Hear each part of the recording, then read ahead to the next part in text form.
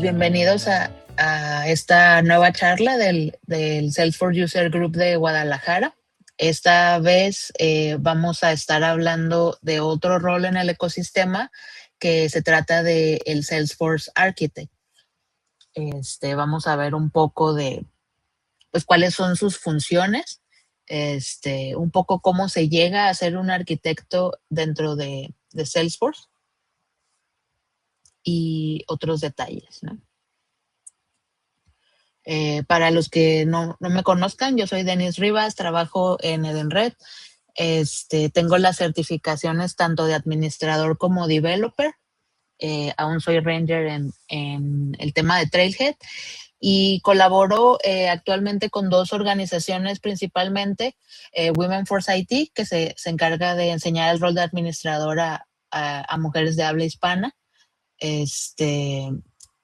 y con México Dreaming, que es una conferencia organizada por la comunidad, que este año va a ser en Ciudad de México el 20 de noviembre.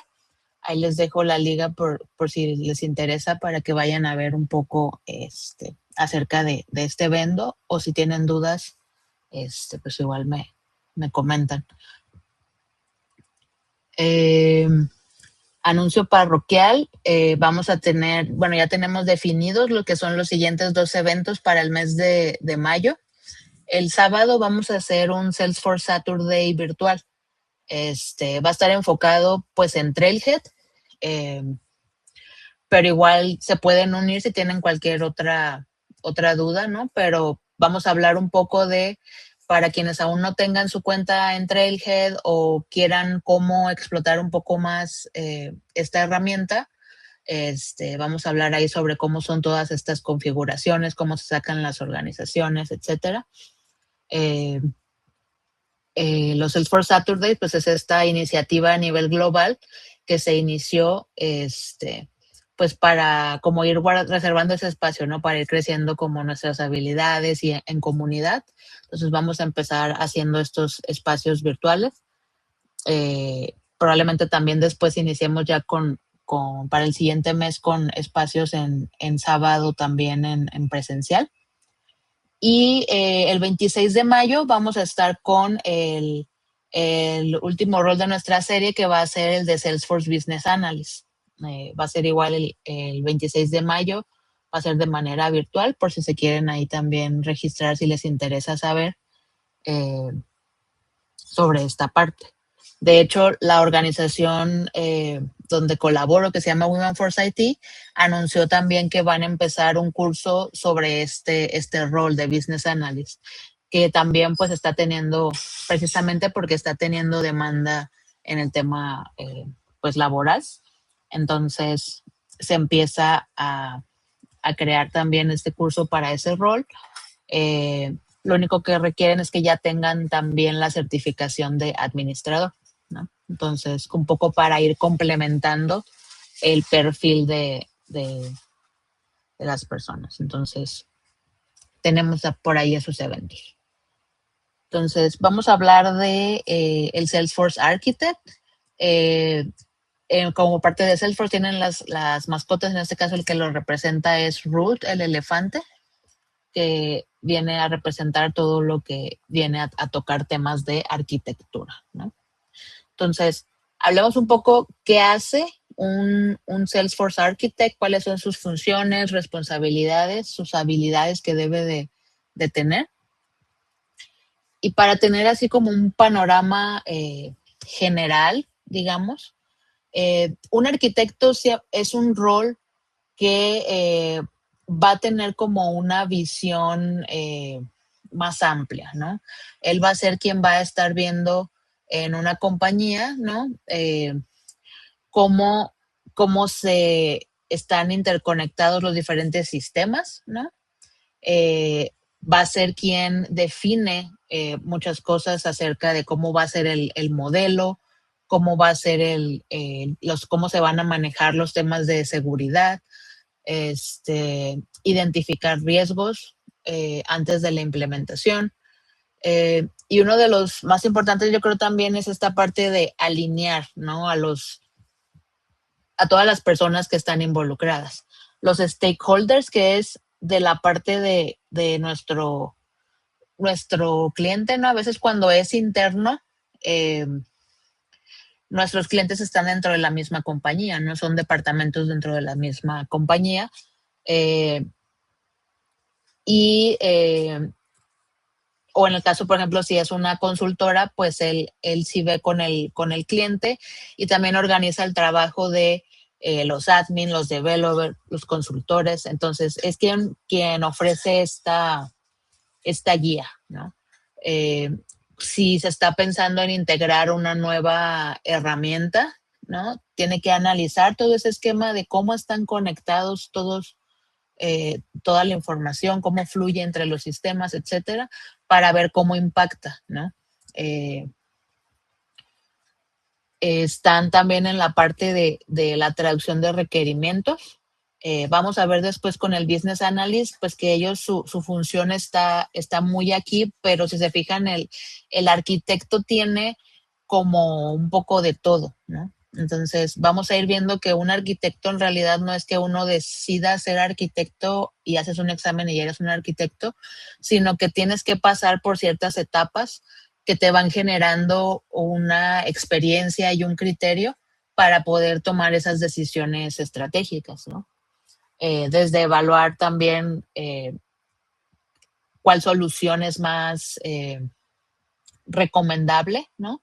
Porque siempre tiene que estar pensando también en la escalabilidad. Lo que me funciona ahorita para 500 registros por día que se están creando, cómo va a funcionar cuando ya estemos hablando de 100,000, ¿no? Cambia un poco a veces la estrategia. Entonces, verificar que las soluciones que se están proponiendo eh, van a soportar esa prueba de la escalabilidad, ¿no? Y sobre todo eso que he mencionado, que es la interacción con los distintos sistemas, ¿no? Porque muchas veces tenemos varias organizaciones, ¿no? Puede ser que sea una empresa que maneja varias instancias de Salesforce y no solo eso, sino que cada una de ellas puede tener diferentes integraciones, que con Genesis para el tema de llamadas, con DocuSign para el tema de las firmas electrónicas, si se conecta con un ERP, ¿no? Todo eso tiene que estar mapeado eh, para poder evaluar las decisiones, ¿no? Entonces las responsabilidades de un arquitecto están muy, digamos, a nivel alto porque ellos necesitan tener esa vista de águila, ¿no? De todo cómo está todo el panorama. Yo muchas veces cuando hablo pues cómo está la configuración de una organización, por ejemplo, cuando uno va llegando a una nueva organización y apenas se va familiarizando con eh, pues cómo está estructurado, ¿no? Le llamo mucho a veces que es como un Jenga, ¿no? Porque no puedes entrar nada más y hacer un cambio. Tienes que entender primero cómo está el sistema, porque si no, esa pieza que tú muevas puede hacer que se caiga algo en alguna sección o toda la torre, ¿no? Entonces, por eso es importante tener ese conocimiento. Entonces, para poder lograr eso, un arquitecto tiene que tener ciertas habilidades, ¿no? Un pensamiento estratégico, desde cómo se plantean las soluciones, ¿no? El diseño de soluciones, cuáles convienen más dependiendo de qué escenarios, ¿no? Si necesita más datos para un tipo de escenario, pues necesita obtener esa información del negocio. Eh, Comunicación efectiva porque es un rol que está muy frente al cliente, ¿no? También. Sí puede ser tal vez un arquitecto técnico, pero tiene que ser capaz de, en dado caso, poder explicar la solución a un nivel de director, ¿no? Tal vez. Entonces, tiene que tener una muy buena comunicación y habilidades de negociación para lo que hablábamos, de poder alinear a todas las personas que están involucradas eh, pues en ese proyecto, ¿no? La visión de la plataforma también porque tiene que ser alguien que conozca a fondo las funcionalidades que ofrecen los productos de Salesforce, ¿no? Y para cada escenario, pues también evaluar qué opciones existen, ¿no?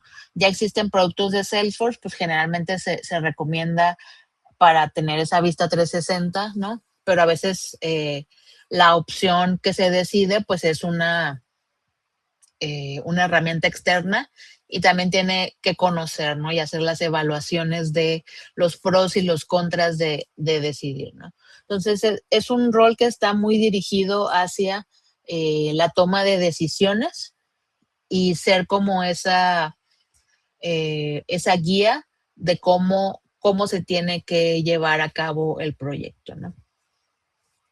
Por eso viene esa parte pues, de liderazgo, que son habilidades necesarias para el arquitecto. ¿Qué retos puede enfrentar? Entonces, como les comentaba, es cuando hay implementaciones que son multi-org, ¿no? Así le llamamos cuando una misma empresa pues tiene varias instancias y saber si es que se relacionan entre ellas o si simplemente se manejan diferente.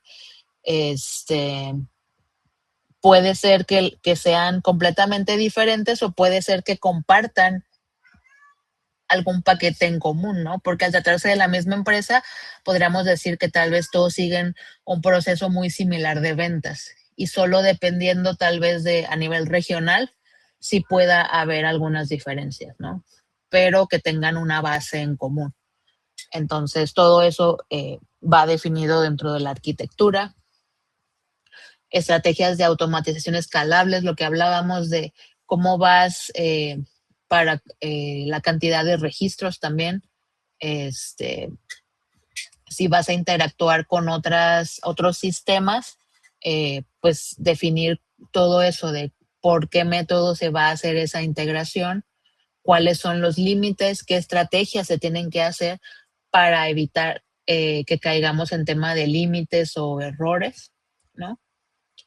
El tema de seguridad y acceso de datos son temas que a veces en implementaciones no se les da mucho tiempo para de verdad implementar un modelo de seguridad que sea adecuado. Es decir, quiénes pueden acceder a qué registros, ¿no? Si tengo varias unidades de negocio que comparten una instancia, pues cómo me aseguro que cada quien solo pueda ver lo suyo, ¿no? Una, porque no es relevante para otros y dos, porque pues por un tema de auditoría y gobernanza de datos, ¿no? Se tiene que tener garantizado pues que la gente solo tenga acceso a lo que debe tener acceso, ¿no? Es una manera de implementar la seguridad y el acceso a los datos. Y hoy en día también viene el tema de CI/CD y DevOps, que se trata de cómo construyes estas tuberías, estos pipelines, de cómo van a ir enviándose los cambios entre las diferentes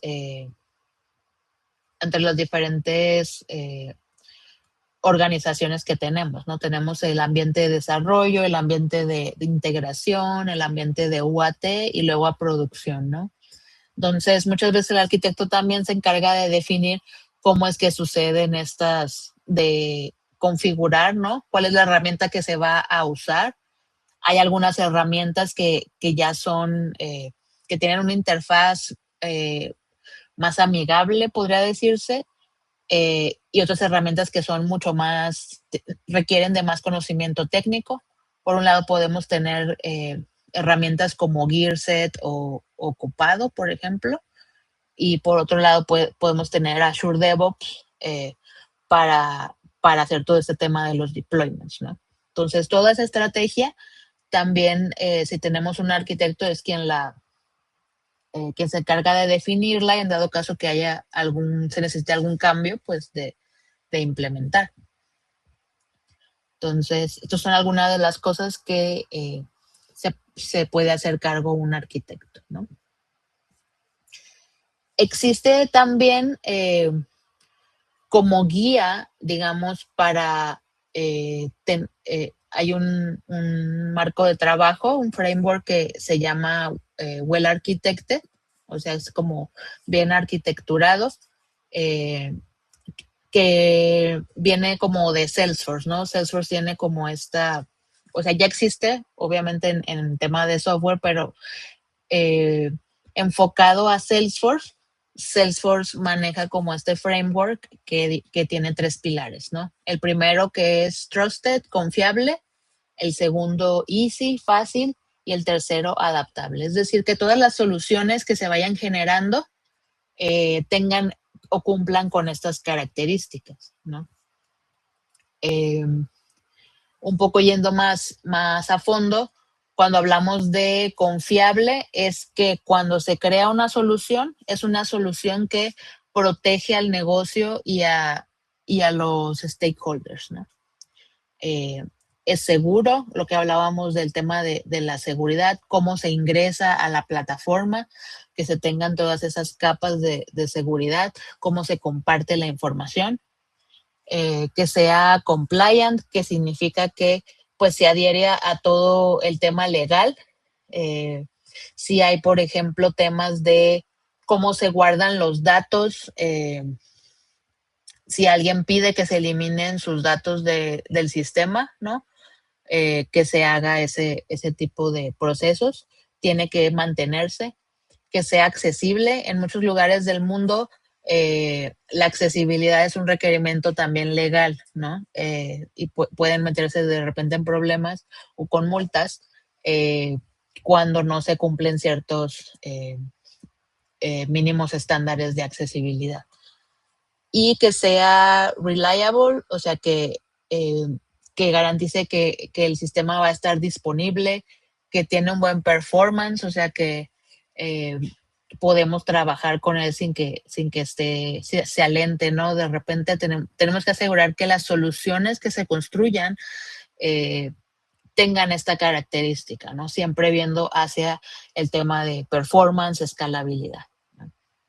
Entonces, regresamos un poco a los conceptos de, pues, el crear un campo no simplemente es crear el campo y ya. Tiene que tener, pues, un sentido en el conjunto grande de las cosas. Nos menciona aquí Juli, me ha pasado, algunos clientes no compran tantas licencias, pero quieren el nivel de seguridad. Sí, es algo que siempre se debe pues de tener en cuenta, porque a veces pues se hace mal uso, ¿no? Si cuando tú compras la licencia de Celsius, pues si tiene un tema de contrato, y que a veces algunas organizaciones por no comprar tantas licencias, pues varias personas lo usan. Y lo que pasa ahí es que se pierde pues el tema de seguridad, pero también como la trazabilidad, ¿no? De quién hizo qué cambios en la organización.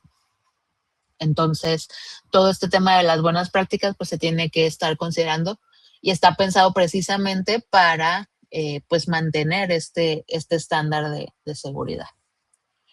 El segundo es que sea fácil y aquí dice que una solución fácil entrega valor al negocio rápido, ¿no? Y aquí la palabra clave es el valor, ¿no?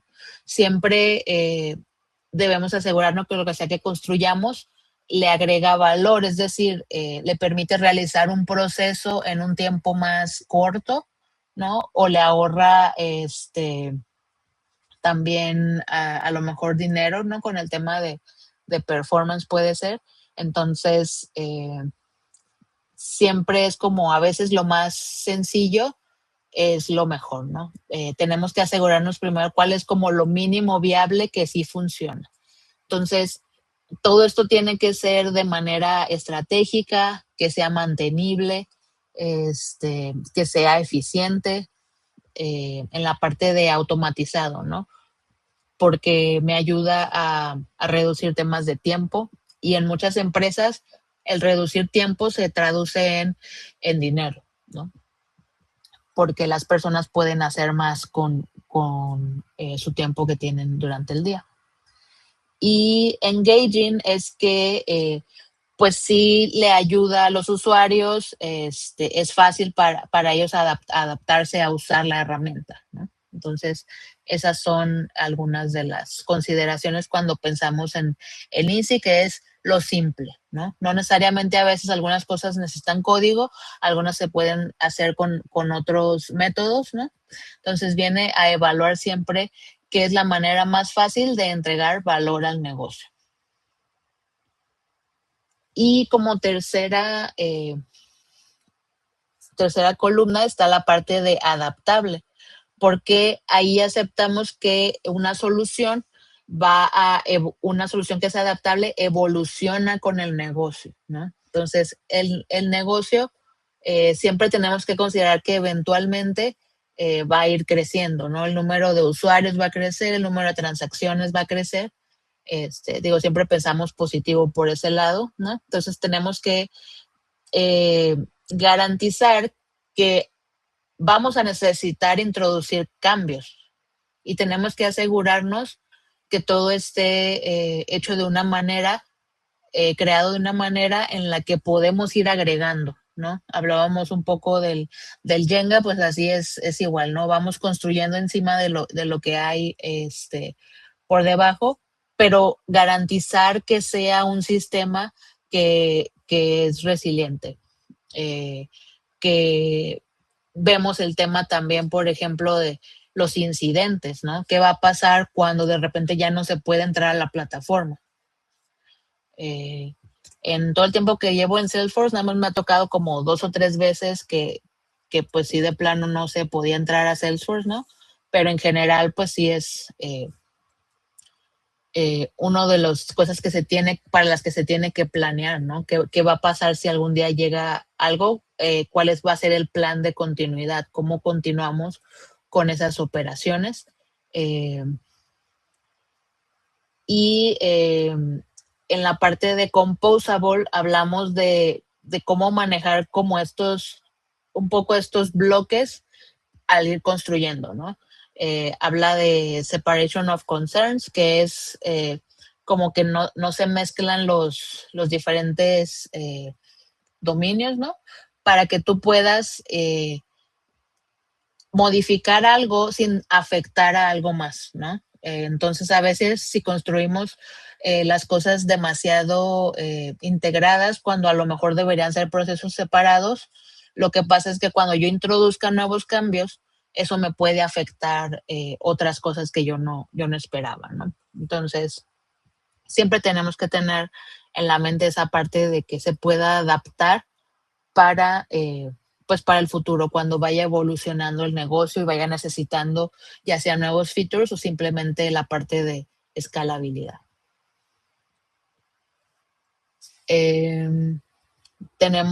Vamos a hablar un poco de las herramientas que usa un arquitecto, ¿no? Me basé en un par de herramientas que provee el mismo Salesforce, pero en mi experiencia cuando me ha tocado trabajar pues con arquitectos, sí tienen mucho esta visión de manejar pues los diagramas, porque hablamos de sistemas interconectados, ¿no? Entonces, muchas veces tienes Salesforce y, o sea, casi siempre va a haber alguna conexión con otro sistema. A veces esa conexión se hace mediante la instalación de paquetes. En el caso de Salesforce, pues se contratan los otros productos.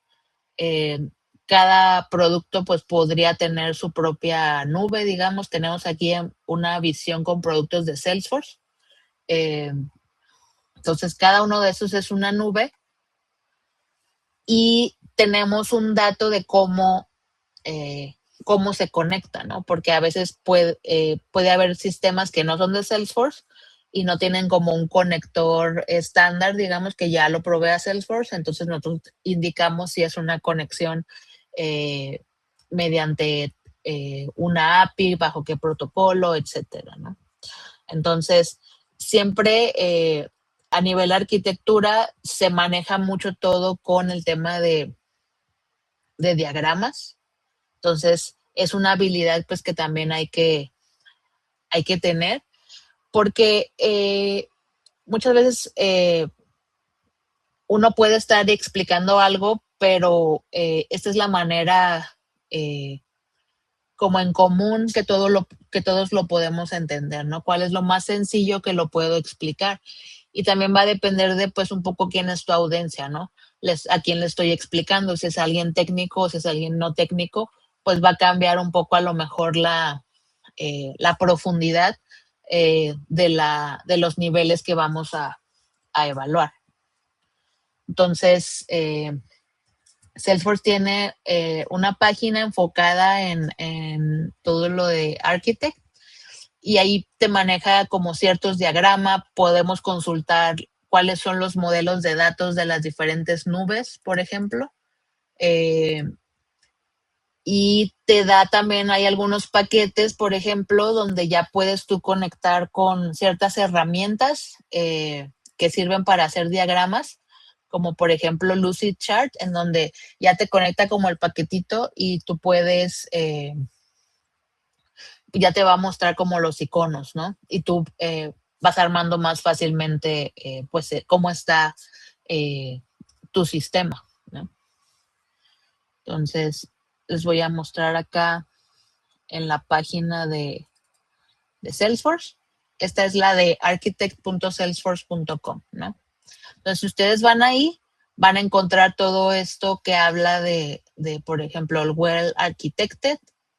Tiene incluso herramientas de cuáles son patrones que tenemos que seguir, ¿no? Por ejemplo, si hablamos de seguridad de la organización. Entonces, ahí me va a decir cómo se ve algo bien. Perdón, Sí. ¿estás presentando? Es que no. Creo que se compartió solo la pantalla, espera.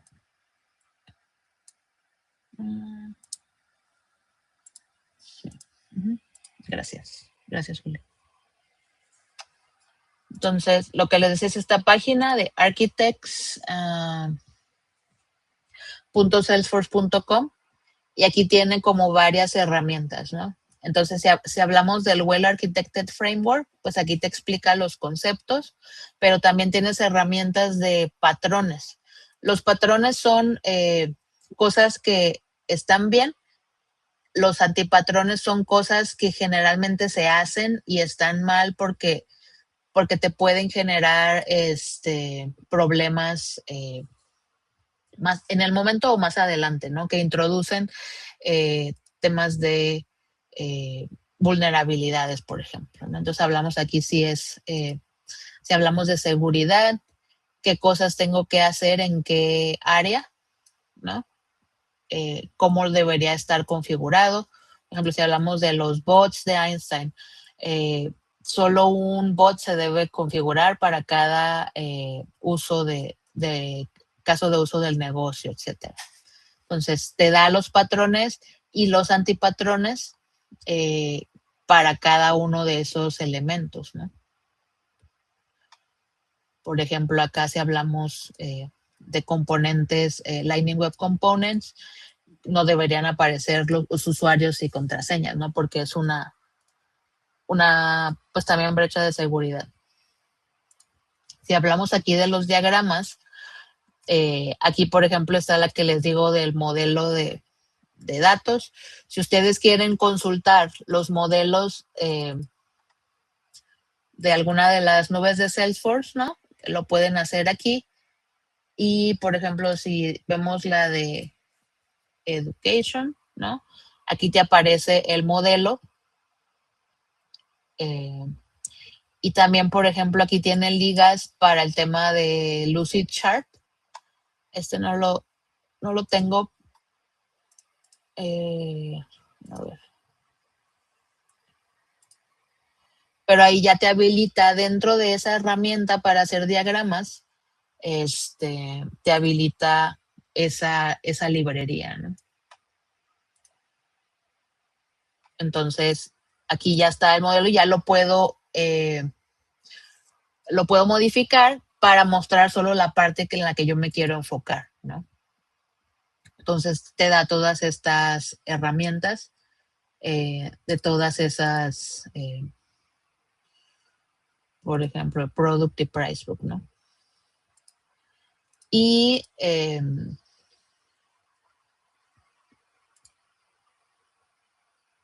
Y ya se fue a la de developers, pero vamos a regresarnos.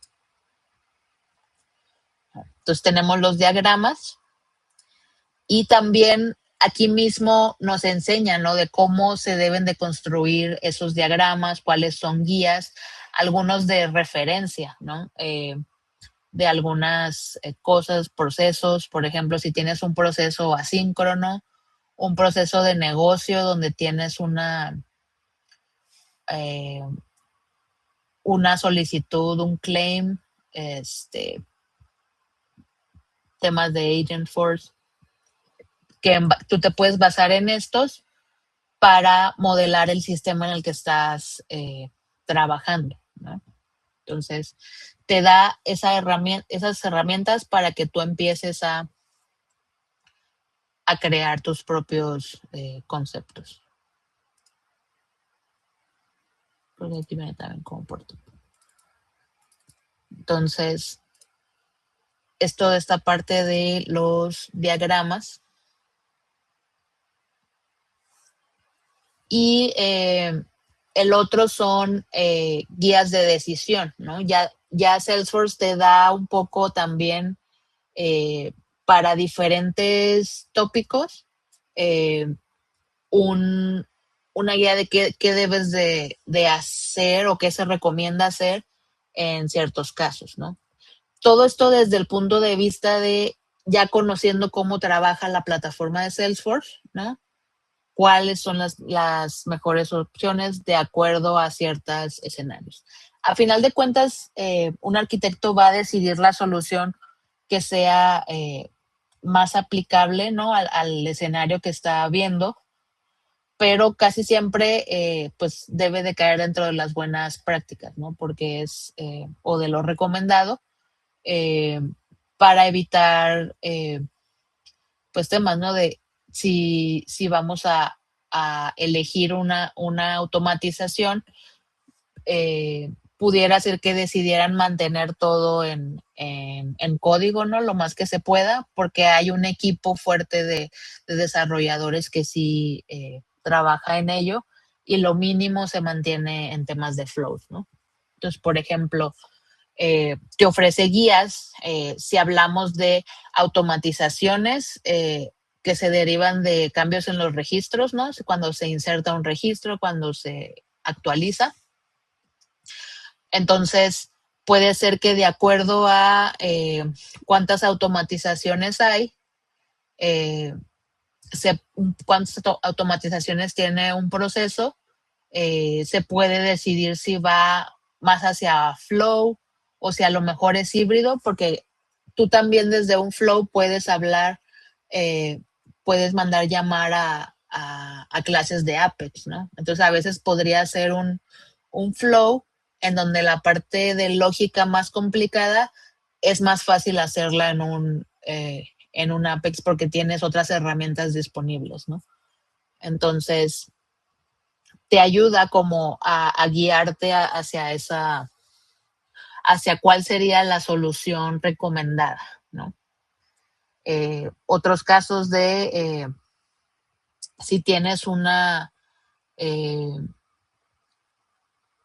gran cantidad de operaciones, ¿no?, en un objeto, por donde, de acuerdo a cada uno, ¿no?, cuál sería al final la solución que sería recomendada.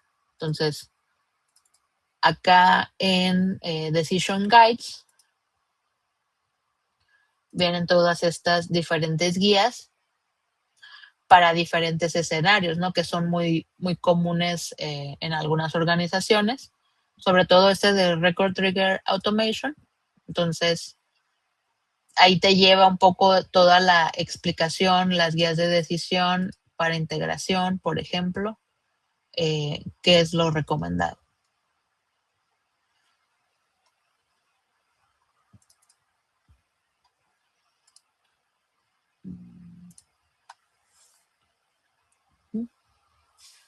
Entonces, un arquitecto tiene pues usa mucho esas herramientas.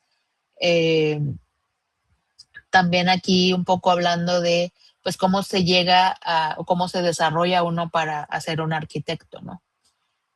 Principalmente es un camino que podemos ir explorando poco a poco. Aquí tengo creé un trail mix, si lo quieren visitar, uniendo algunos de los badges que existen en Salesforce, pues que te van explicando un poco acerca de qué es este rol, ¿no? Desde la definición de qué es el arquitecto, desde qué son el framework, ¿no? Todo esto es muy teórico todo, ¿no? Porque a final de cuentas se trata de tener un criterio. Un arquitecto es alguien que también pues ya vivió, ha tenido muchas experiencias y ha manejado muchos productos, ¿no? Entonces ya conoce mucho pros y contras, y también mejores prácticas, ¿no? Entonces el camino de arquitecto pues es un poco un camino que uno decide tomar y vas construyéndolo poco a poco. Entonces, Trailhead tiene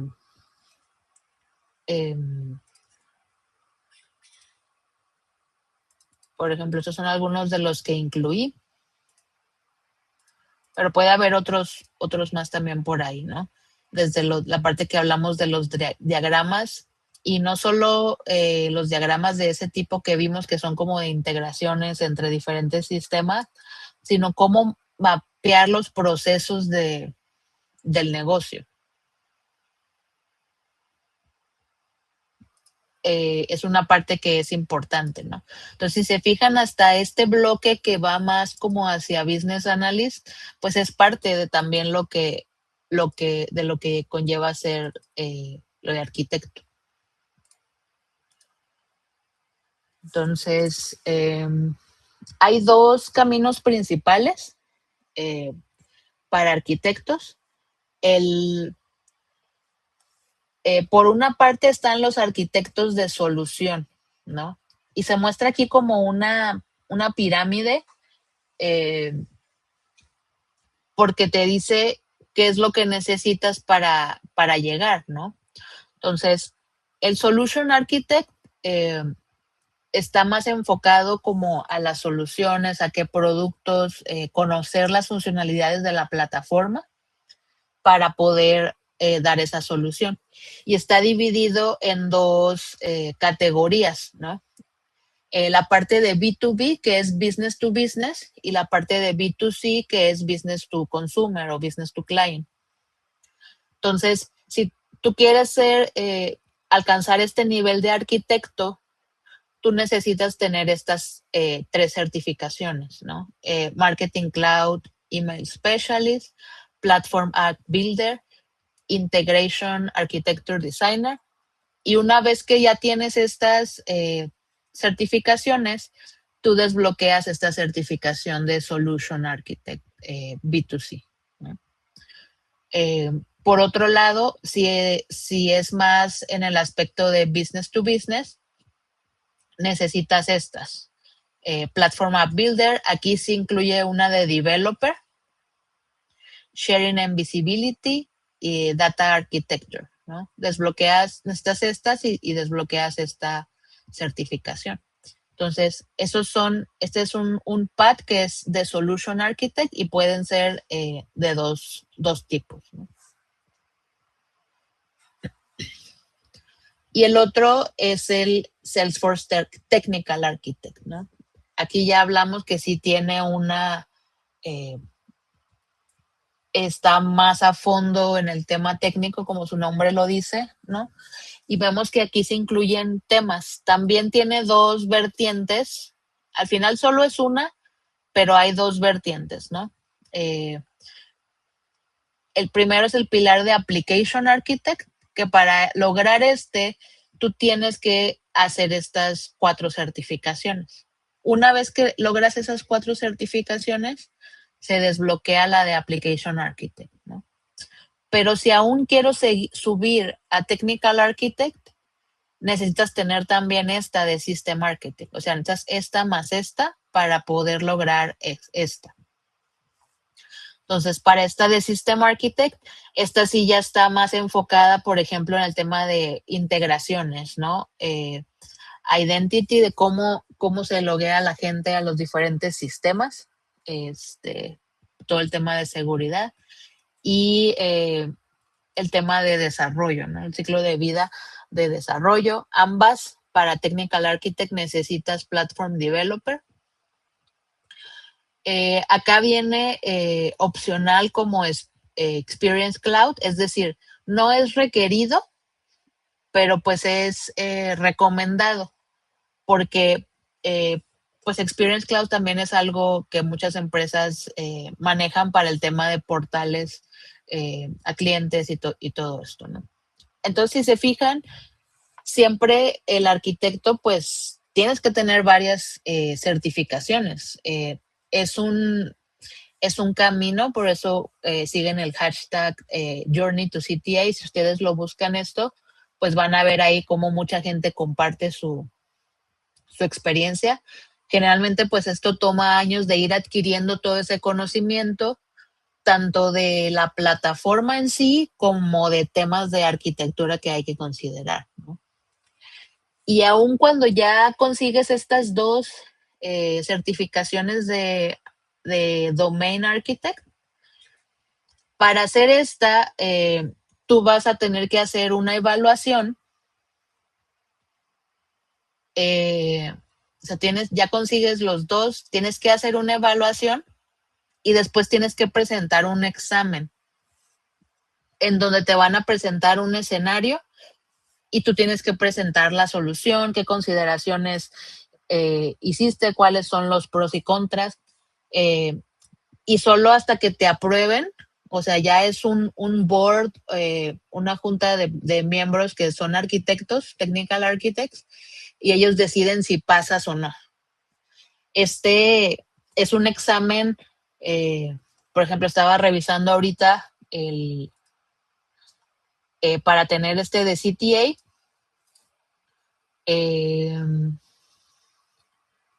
Por ejemplo, para registrarte cuesta $1,500, ¿no?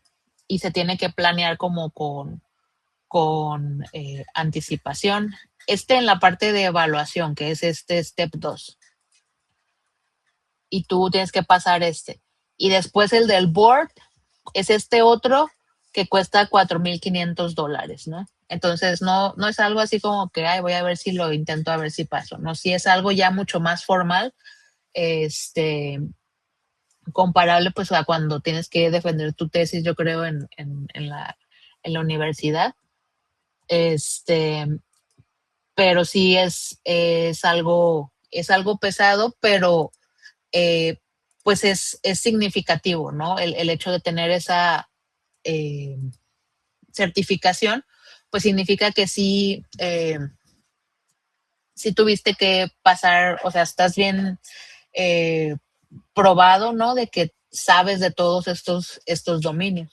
Entonces, aquí es donde la gente que tiene como su meta, pues lo que hace es acercarse también a otros arquitectos o a grupos de comunidad en donde se hacen estos temas, hacen exámenes de prueba, ¿no? Entre ellos mismos, como una manera de practicar para este examen, ¿no?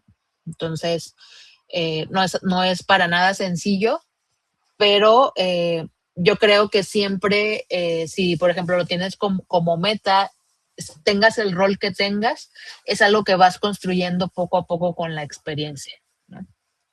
Entonces, para trabajar de arquitecto, pues no necesariamente tienes que tener la certificación de Technical Architect, pero puedes tener alguna de las otras que existen, ¿no?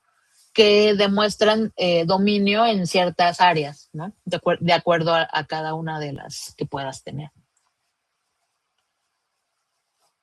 Entonces, ese es el tema que les traigo a presentar de esto de Architect. Yo en lo personal, Solo recientemente me ha tocado trabajar con un arquitecto y pues sí es mucho de, yo como desarrollador a veces tenía cierta solución que requería cambios, ¿no? Y tenía que consultarlos con este arquitecto para que él me dijera si a lo mejor, como él conoce todos los, que tiene una vista más amplia, me pueda decir si esta solución que estoy proponiendo pues tiene algo en contra, ¿no? Que a lo mejor yo no estoy considerando aún. Entonces, ese es el beneficio que vamos a tener cuando se tiene un arquitecto. Generalmente, pues va a ser cuando ya se tienen proyectos también más grandes, eh, donde ya se requiere como esa visión que provee el arquitecto.